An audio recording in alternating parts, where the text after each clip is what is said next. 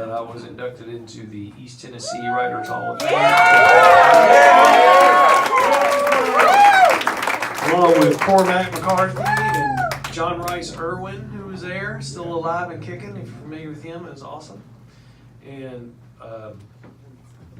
East Tennessee, well, it's not too different from the valley where I grew up, other than when I finally moved to East Tennessee, it's the first time that I ever met a Baptist. Because not to say we're not diverse in the Shenandoah Valley. I mean, we have some Presbyterian churches built of wood and we have some built of stone. It is a whole different ball game of religiosity down here, and I learned. And but also an East Tennessee practicality that I don't see anywhere else in the country. And to wit, like I collect typewriters, but I started with my great-grandfather's old Underwood typewriter. He was a doctor in a small little town, and he used this typewriter to label his prescription bottles. And I went to my cousin, who ended up going to Tulane. He got his doctorate on this giant old machine, and then I took it when I went to college, and while everybody was starting to use computers and stuff back then, I was still using that thing.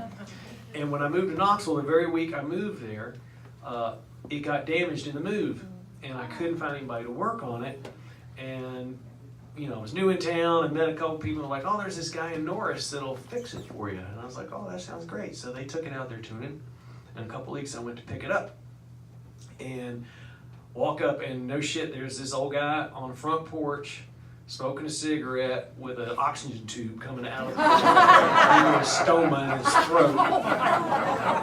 And he's sitting there, and I introduce myself. "Hey, I'm here for this typewriter." And he goes, "Yeah, I didn't fix that thing for you." I was like, "Well, it has some sentimental values, my great-grandfather's, and then my cousin's, and kind of really want this thing fixed." And he's like, "I got an electric typewriter, works a lot better. I'll sell you for $20.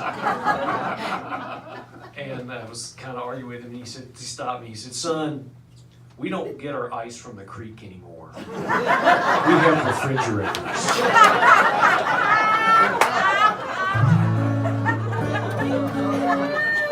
That's what I mean about that East Tennessee practicality. What are you doing, kid?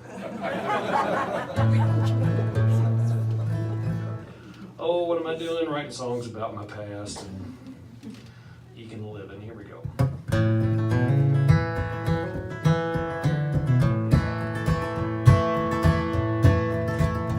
Dear Sarah, I'm stuck on a train bound for Richmond. We marched down from Kernstown, uphill all the way. At the train stop in Stanton, we pulled up and climbed on. And we just sat there for a night, and the day and the nights are long. But I write you every day in a homemade song that you used to sing. The one of Sweet William is Love Barbary Allen, and how she was always a long ways away.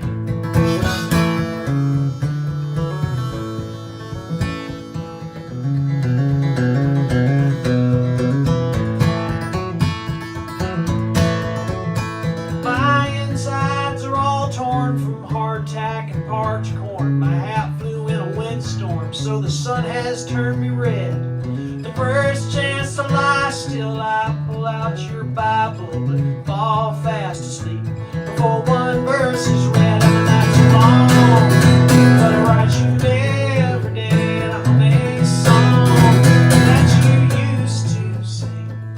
The one of Sweet William is Love Barbary Allen, how she was always a long ways away.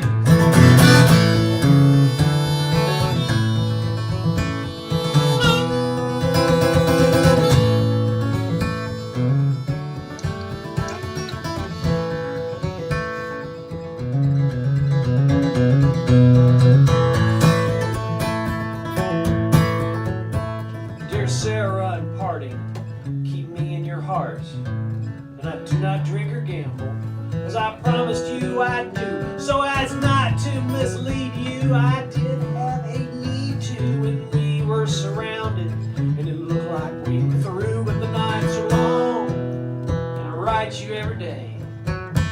many songs that you used to sing. The one of Sweet William is loved Barbary.